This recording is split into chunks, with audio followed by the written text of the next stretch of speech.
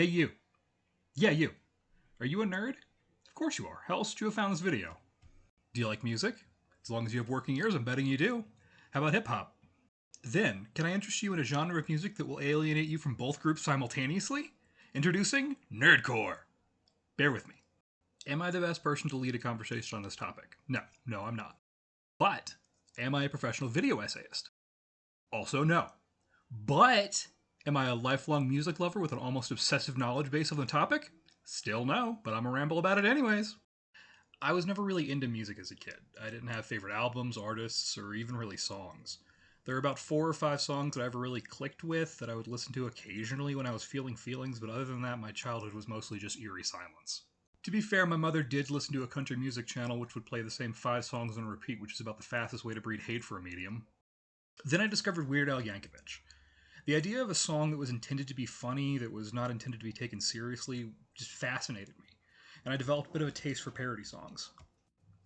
That they were all that I listened to was a bit of an oddity and didn't really mesh well with my peers. Yeah, sure, A7X is pretty cool, but have you listened to The Night Santa Went Crazy? Conversation poison. Then, early into my first year of college, somebody showed me the epic rap battles of history, and I was instantly hooked. I watched them on repeat, my friends and I would analyze them, sing them to each other, get hype when a new one dropped. Something about them really spoke to something in me. While waiting impatiently for another one to drop, I stumbled across an artist named MC Frontalot, which led me to another one named JT Machinima, now called JT Music, which led me to another artist named Rustage, which led me to another artist named Schwabity, which led me to another and another and another. Another one. All musicians rapping, singing, making music about the things that I loved, about anime, video games, books, movies, everything that really spoke to me, and something in the music spoke to something in me. I tried sharing it with some of my other nerd friends after losing touch with my ERB-obsessed friends, but it didn't quite click with them the same way that it did for me, and they weren't really into hip-hop. So I tried sharing it with some of my hip-hop loving friends, and they looked down on it as childish and gimmicky, an opinion that I later learned is something of a running trend on the topic of nerdcore. So it was just me and the music. Now, the origin of nerdcore actually follows my discovery of it pretty closely. Its roots are in parody as well as traditional hip-hop, and the name was actually coined by MC Frontalot in his 2000 song Nerdcore Hip Hop. And there's something sort of unique about nerdcore as a genre, and that's the perspective from which the artists sing, typically taking on the persona of a character in the fiction. A song about Superman sung from the perspective of Superman, for instance. And I would argue that this distance between the subject and the singer is a strength that's often overlooked. If, in traditional hip-hop, somebody's acting braggadociously and hyping themselves up, it can come across as them acting like an arrogant ass as opposed to a character that they're portraying. Now, I obviously do recognize that every performer is putting on a mask and acting in a way on stage they wouldn't normally act off of it, but I think that the distance achieved by acting as an entirely fictional character adds a level of insulation not found in other media. In addition, the number of characters you can portray is nearly infinite as opposed to traditional musicians who are typically bound by their stage persona. A rapper named Keyblade in a fairy tale cipher was singing as Puss in Boots when he says, With the sword good, with the words flawless, so much I can even make an ogre look smaller. Like damn, bro, spitting so sick like hairballs. a cipher being a collaborative effort between a large number of rappers connected thematically, in this case fairy tale characters. But give me one other genre of music where hairball appears as a lyric, let alone as a good thing. Hey, we've come to the point in the video where I just list a bunch of amazing nerdcore artists and pray you don't click away. Yeah! Ready? Rustage, Fable, McGuire, Holly GC, None Like Joshua, Cam Steady, Schwabity, Frivolous Shara, Chi Chi, Camicat, Thigh High Senpai, Daddy Fat Snaps, Nimraps, Freest, Freshy Canal, Connor Quest, Zach B, Nerd Out, obviously Dan Bowl, Miracle of Sound, JT Music, and my personal favorite, The Stupendium.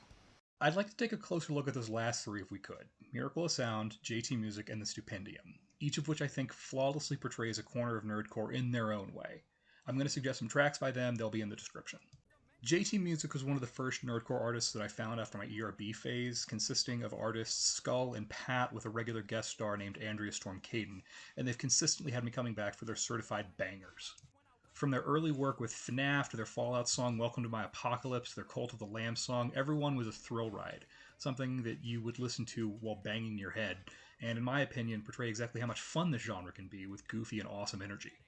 If I could suggest any 3 songs by them for a beginner, I would suggest their Doom song, Fight Like Hell, which is a real metal twist to it, their Tears of the Kingdom song, which is a real adventure, and their Baldur's Gate 3 rap, Hard for a Bard, for anybody that's played the game or anybody into D&D. Miracle of Sound takes a more serious approach, as well as a more varied one, eschewing traditional nerdcore hip-hop for a more rock-centered twist. They portray the serious and less humorous side of nerdcore and do an amazing job of it. Whether or not you've heard of the subjects of their songs, you can still listen to their music and enjoy the hell out of it, but it is so much better if you're in on the loop. I would suggest from them Superhuman, their The Boys song, Beneath the Black Flag, the Assassin's Creed Black Flag song, which is both awesome and somehow metal and sea shanty-ish at the same time, and my personal favorite, Force of Nature, their Horizon Zero Dawn song. Listen to any of them, please. It will be well worth your time. Which brings us to the Stupendium. They're probably going to be the one that I'm going to have the hardest time distilling because on top of being incredibly complex and varied in their subject matter, they're also unabashedly my favorite Nerdcore artist. They tend to ricochet between the goofiest and realest of material. A song about taking risque pictures of soda cans here, a song about the dangers of capitalism there, all sprinkled with probably the best and most poetic verses in the genre. No chance may choose our canvas, only we can paint the hues, but your flaws don't mean you're broken, they're just deeper shades of you. That was a song about Ratchet and Clank. I can't even. They tend to touch on more esoteric genres, indie games, and the like, and as such, their lyrics need to be more accessible, which they absolutely are. I've played almost none of the games they sing about, at least not until after, because I genuinely will buy a video game the Stupendium sings about to be able to more readily enjoy the song. Fragments, the one I clicked a second ago, is their Ratchet and Clank song about imperfection of self and the beauty therein, and you should listen to it. Shelter from the Storm, their song about Frostpunk, their song about the incredible persistence of the human spirit in the face of overwhelming odds without the possibility of success, is one you could listen to. But Shine Through is one you need to listen to. I'm not even going to try to describe it, but I will say that the song is what I listen to when I'm sad. It's the song that I listen to when I'm panicking over something, or it's the song that sets me right and calms me down. It's about color, emotion, love, acceptance, but there's so much more to it than that. I just said I wasn't going to try to describe it, but you can see why I butchered it. But seriously, please listen to it at least once. Nerdcore is a complex and varied genre of music and has brought music into my life where before there was silence. I genuinely, unabashedly love this music. And I love you for letting me ramble about it.